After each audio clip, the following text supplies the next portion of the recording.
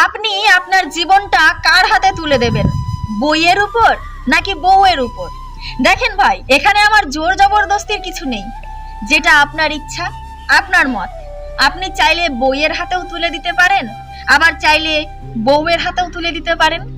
যদি আপনি আপনার জীবনটা বইয়ের হাতে তুলে দেন, তবে আপনি কি পাবেন? আপনি পাবেন জ্ঞান। আর আপনি যদি জীবনটা বউয়ের হাতে তুলে দেন, তাহলে আপনি পাবেন উন্নতি। এবার বিষয়টা আপনার ভাবার বিষয়, আপনি কার হাতে তুলে দেবেন, বইয়ের উপর নাকি বউয়ের উপর?